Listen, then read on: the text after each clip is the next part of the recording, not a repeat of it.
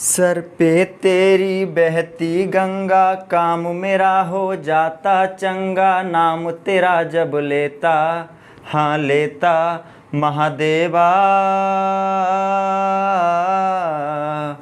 महादेवा तेरा डमरू डम डम बजता ही जाए रे। हाँ हेलो मेरे प्यारे भाई एवं बहन, स्वागत है आपका अपना चैनल मैथ्स बाई मनीष राज पर। तो आज हम पढ़ने वाले हैं देश का सबसे बड़ा पावर, जिसके पावर से ऊपर किसी का पावर नहीं, देश की सबसे बड़ी हस्ती। जी हाँ, आज हम बात करने वाले हैं देश के राष्ट्रपति के बारे में, संघ सरकार के कार्यपालिका के बारे में बात करने वाले हैं हम, जिससे ऊपर किसी का पावर नहीं। तीनों सेना के प्रमुख राष्ट्रपति के बारे में जिक्र करने वाले हैं। तीनों सेना के प्रमुख, army, Indian air force, Indian navy, तीनों सेना के प्रमुख चीफ एंड कमांडर के बारे में पढ़ने वाले हैं, जो राष्ट्रपति होते हैं। तो आइए हम राष्ट्रपति के बारे में जानते हैं, जड़ से जानेंगे। वीडियो को लास्ट शुरू से लेकर अंत तक देखें। 100% दावे के साथ कह सकते हैं कि पहले पार्ट में नहीं, इसकी बहुत बड़े लंबे टॉपिक हैं, तो 2 से 3 पार्ट जा सकता है राष्ट्रपति का। तो पहले टॉपिक से ही हम प्रयास करेंगे कि मोस्टली क्वेश्चन आपके बन जाएं, राष्ट्रपति के छूटे नहीं। तो आप बने रहें हमारे साथ शुरू से अंत तक हमारे वीडियो के साथ। तो आइए हम फिर पढ़ते हैं, राष्ट्रपति के बारे में जाने, जिसका सबसे बड़ा पावर, जिससे ऊपर किसी का और पावर नहीं चलता। जी हाँ, हम बात करने वाले हैं राष्ट्रपति के बारे में, सिर्फ और सिर्फ राष्ट्रपति के बारे में बात करने वाले हैं। जो चलिए तो फिर आए राष्ट्रपति के उत्तर। चलिए आते हैं। केंद्र सरकार, संघ सरकार, जिसे सेंट्रल गवर्नमेंट भी बोलते हैं, उन्हीं का एक पार्ट हिस्सा होता है कार्यपालिका। कार्यपालिका के अंदर आते हैं राष्ट्रपति। जैसे कि मैं पूरा ब्यौरा के साथ लिखा हूं, ताकि जड़ से भी पूछे तो आप उसको पूरा उघाड़ के बता सकें। चलिए आते हैं संघ सरकार। तो संघ सरकार का वर्णन आपका भाग 5 में मिलेगा, जो कि अनुच्छेद 52 से लेके 151 तक है। आपका संघ सरकार का वर्णन भाग 5 में अनुच्छेद 52 से लेके 151 तक देखने को मिलेगा। संघ सरकार के 4 अंग होते हैं, जैसे कि आप लोग को भी पता होगा। 4 अंग में एक अंग आते हैं कार्यपालिका, दूसरा आते हैं विधायिका, तीसरा न्यायपालिका, चौथा कैग। और कार्यपालिका के अंदर आते हैं राष्ट्रपति, उपराष्ट्रपति, प्रधानमंत्री, मंत्रिपरिषद, महान्यायवादी। तो आज हम बात करेंगे राष्ट्रपति के बारे में। तो सबसे पहले बात हम जानेंगे कि राष्ट्रपति होते क्या हैं, राष्ट्रपति पहले आते कहां से हैं, इसके बारे में सबसे पहले हम लोग जानेंगे। तो चलिए आते हैं राष्ट्रपति के बारे में। संघ सरकार, संघ सरकार के 4 अंग, जैसे कि हमने बताया, कार्यपालिका, विधायिका, न्यायपालिका, कैग। कार्यपालिका के अंतर्गत आते हैं राष्ट्रपति, उपराष्ट्रपति, प्रधानमंत्री, मंत्रिपरिषद, महान्यायवादी।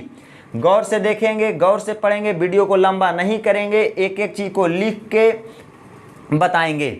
तो चलिए सबसे पहले आते हैं सबसे पहले हम स्टार्ट करते हैं कार्यपालिका, विधायिका के बारे में। उसके बाद नीचे में आएंगे, उसके बाद मेरा मेन टॉपिक रहेगा राष्ट्रपति के बारे में जिक्र करना। तो चलिए आते हैं फिर। देखिए, संघ सरकार का एक अंग विधायिका होता है, एक अंग कार्यपालिका, एक अंग न्यायपालिका, एक अंग कैग। तो चलिए आते हैं।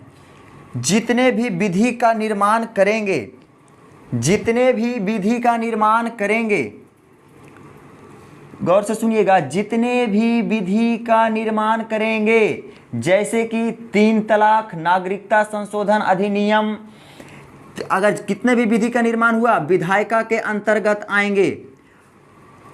गौर से सुनिएगा, विधायिका में ही नाम छिपा हुआ है, विधि।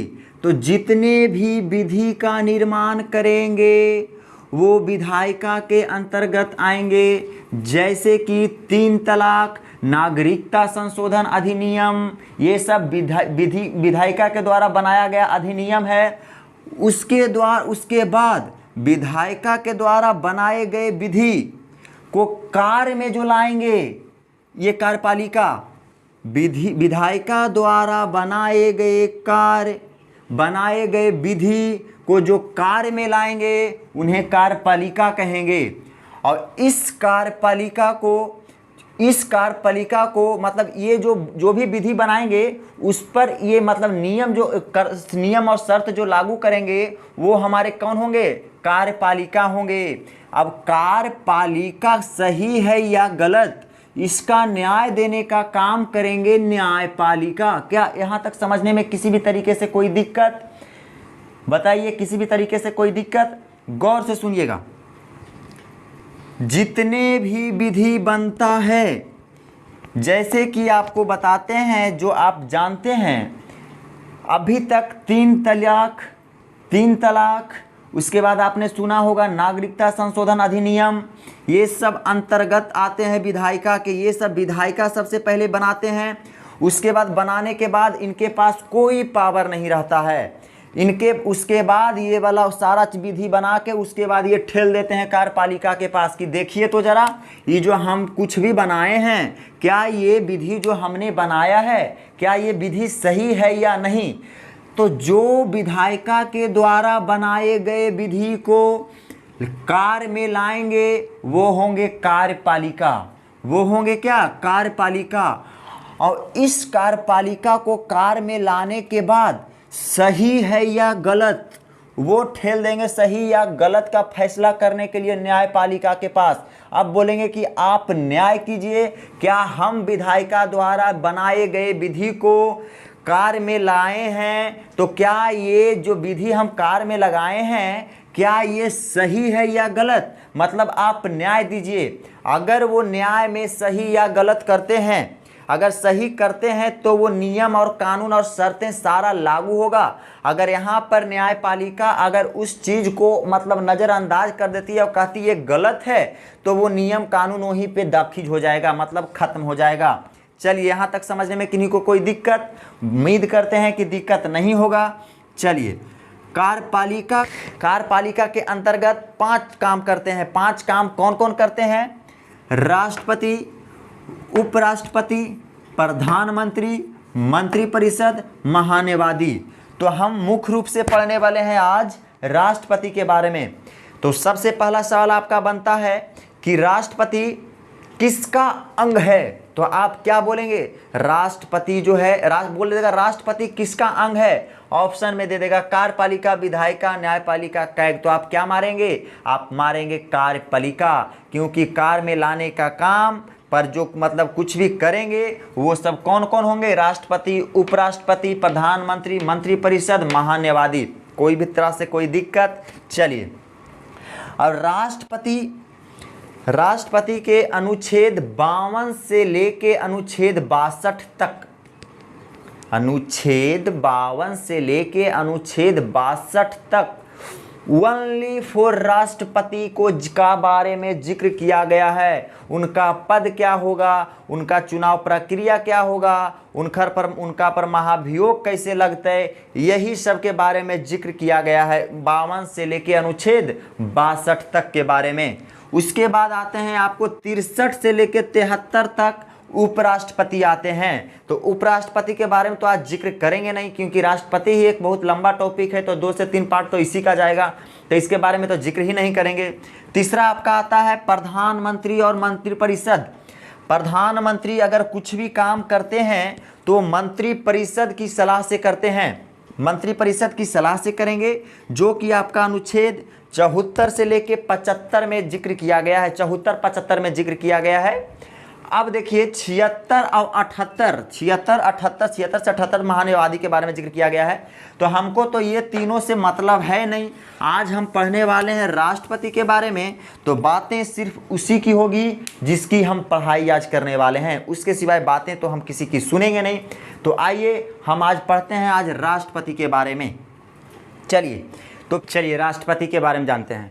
तो राष्ट्रपति हमारे जो होते हैं, सबसे पहले कुछ निम्नलिखित योग्यताएं होती है उनकी। उन योग्यताओं को होना राष्ट्रपति बनने के लिए बहुत ज़रूरी है।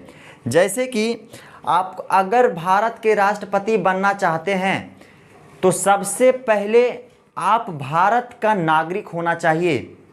सबसे पहले आप तो भारत के नागरिक होंगे, तभी आपको राष्ट्रपति चुनाव के लिए आप अप्लाई कर सकते हैं। दूसरा में है आप, इसमें कोई दिक्कत?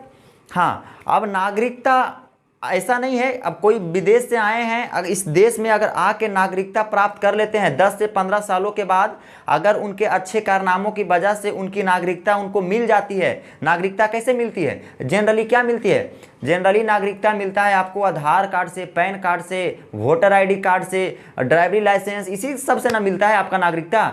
तो अगर इसी तरीके से आप अगर विदेश से भी आए हैं, अगर आप यहाँ आके 10-15 सालों में आप अच्छे कारनामों की वजह से आपको यहाँ नागरिकता मिल जाती है, तब आप देश के राष्ट्रपति बनने लायक हैं।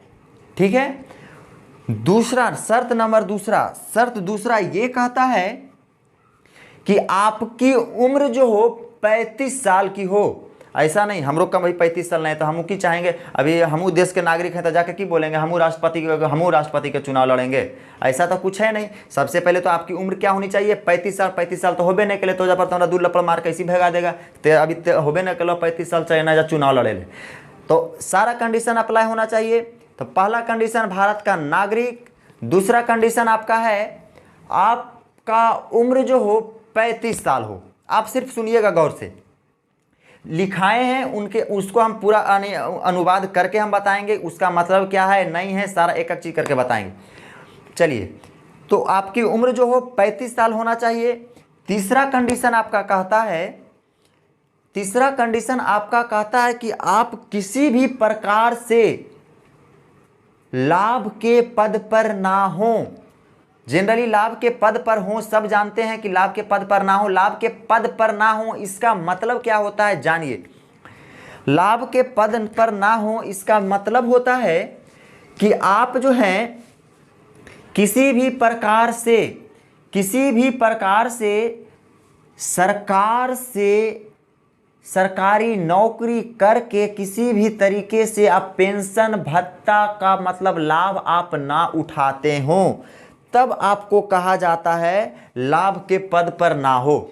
लाभ के पद पर ना हो मतलब समझे? सरकार, सीधा सीधी बातों में समझिए कि सरकार से वो किसी भी तरीके से लाभ मतलब ना उठाते हो। आप सरकारी नौकरी किसी तरीके से कर लिए, आप उधर भी सोच रहे हैं कि इधरों मजा मारे, तो ऐसा नहीं बोल रहा है।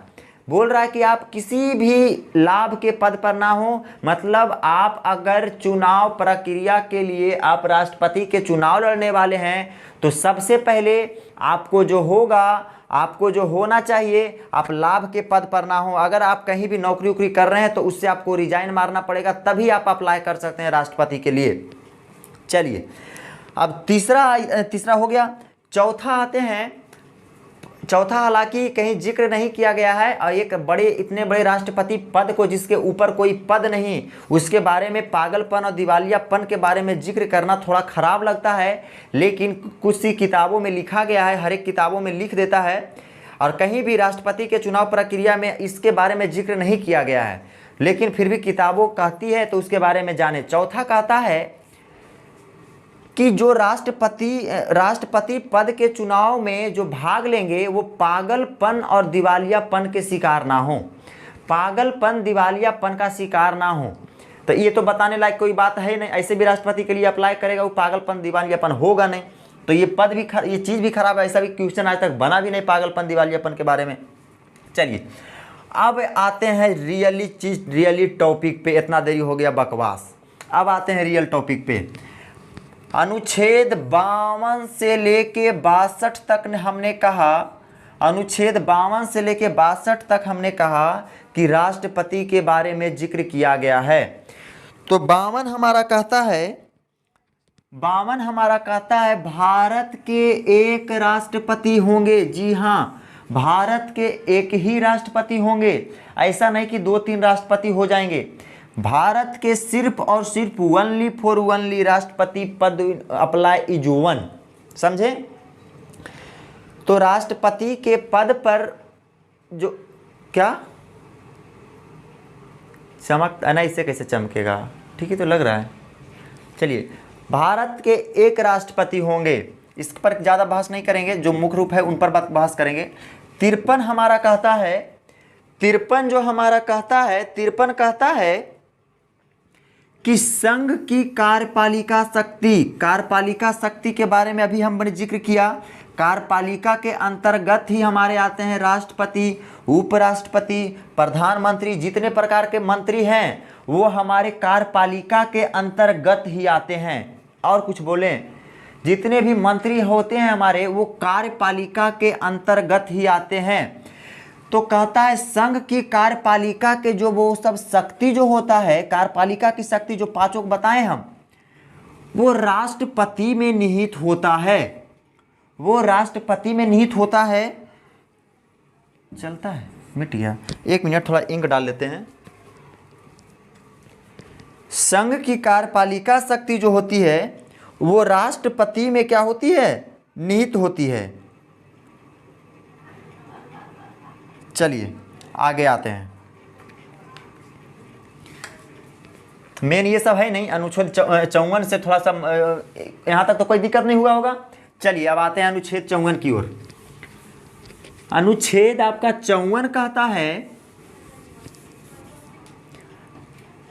अनुच्छेद 54 कहता है राष्ट्रपति के चुनाव प्रक्रिया के बारे में जिक्र करता है। अनुच्छेद 54, अनुच्छेद 54 जो है राष्ट्रपति के चुनाव प्रक्रिया के बारे में जिक्र करता है। तो राष्ट्रपति के चुनाव प्रक्रिया के बारे में जिक्र करता है।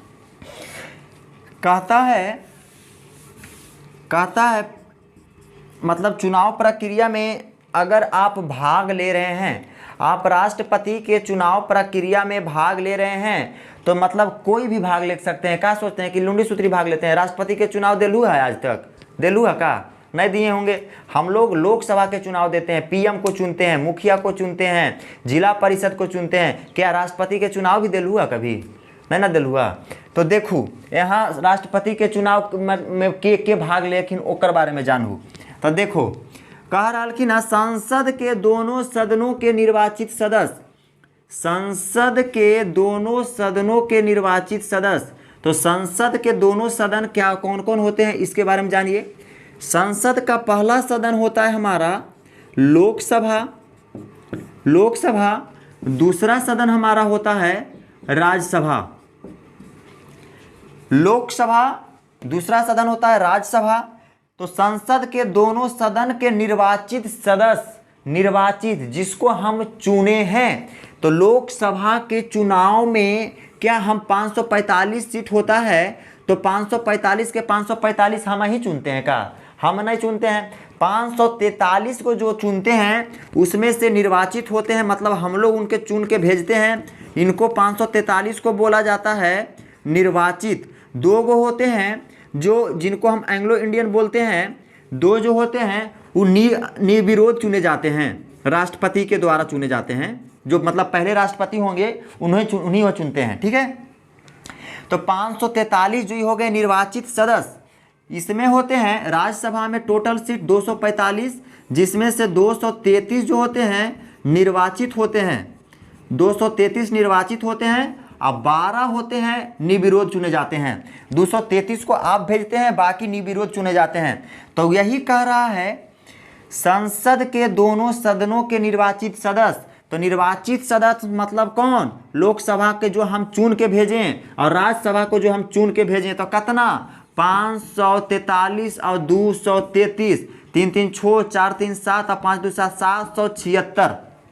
राष्ट्रपति के चुनाव में इतनी लोग भाग लेंगे, क्या कोई दिक्कत? तो संसद के दोनों सदनों के निर्वाचित सदस्य के मतलब आप समझ गए। लोकसभा में जो 543 सीटें हैं वो भाग उसमें लेंगे, और राज्यसभा में 245 सीटों में जो हम निर्वाचित हम लोग चुन के भेजे हैं 233, वो इसमें भाग लेंगे। क्या कोई दिक्कत? देखिए केंद्र के लेवल पे संसद आता है, छोड़िए। अच्छा, हालांकि उसके बारे में जिक्र नहीं करेंगे, जब विधान परिषद विधानसभा के बारे में बताएंगे ना तब उसके बारे में जिक्र करेंगे, वो लंबा हो जाएगा टॉपिक। तो चलिए यहाँ तक तो कोई दिक्कत नहीं होगा, ये पहला वाला समझने में। निर्वाचित सदस्य के मतलब आप समझ गए होंगे अच्छे तरीके से। चलिए निर्वाचित के बारे में समझ गए होंगे। अब देखिए मिटा देते हैं निर्वाचित सदस्य को। चलिए राज्य विधानसभा के, विधानसभा के निर्वाचित सदस्य, विधानसभा के भी निर्वाचित सदस्य को बोल रहा है। तो विधानसभा के चुनाव क्या हम लोग करते हैं या नहीं करते हैं? विधानसभा के चुनाव, विधानसभा के चुनाव हम लोग करते, हम लोग खुद मतलब प्रत्यक्ष रूप से होता है कि नहीं, हम लोग उसमें भाग लेते हैं ना। अभी ना बिहार में विधानसभा का चुनाव हुआ, अभी हाल फिलहाल कोलकाता में हुआ विधानसभा का चुनाव। तो जहाँ जितनी सीटें हैं, जहाँ जितनी सीटें हैं वहाँ के भी निर्वाचित सदस्य के बारे में जिक्र कर रहा है। जहाँ की विधानसभा की सीटें जहाँ जितनी रहेगी, वहाँ के जो निर्वाचित रहेंगे वो सदस्य भी आपके 700 कितना था, 700, उतना के अलावा राज्य विधानसभा के निर्वाचित सदस्य भी भाग लेंगे। निर्वाचित ही सिर्फ लेंगे, इतना बात को ध्यान रखिएगा। चलिए, इसमें भी तो कोई मतलब कोई दिक्कत नहीं होना चाहिए। हाँ, फिर दिल्ली एवं पुदुचेरी को भी इस बार ऐड किया गया है 77वां। पहले क्या था कि इसमें विधानसभा इसमें मतलब नहीं था, इस बार इस ऐड कर दिया गया है। दिल्ली और पुदुचेरी में भी विधानसभा का निर्वाचित सदस्य मतलब बनते हैं कुछ। अभी 17वां संविधान संशोधन 1992 के तहत किया गया है। तो यहाँ दिल्ली एवं पुदुचेरी विधानसभा के भी आपके निर्वाचित सदस्य जो होंगे राष्ट्रपति के चुनाव में भाग ले सकते हैं। चलिए, इसमें भी कोई दिक्कत नहीं है। हाँ, एक चीज़ देखिए सबसे बड़ा इम्पोर्टेंट है, ये कहा गया है विधान परिषद के निर्वाचित सदस्य एवं मनोनीत सदस्य, विधान परिषद के निर्वाचित सदस्य एवं मनोनीत सदस्य राष्ट्रपति के चुनाव में भाग नहीं ले सकते हैं, एकदम नहीं ले सकते हैं। तो चलिए, हट गया, यहाँ तक भी ख़त्म कर देते हैं। वीडियो लंबा जा रहा है क्या?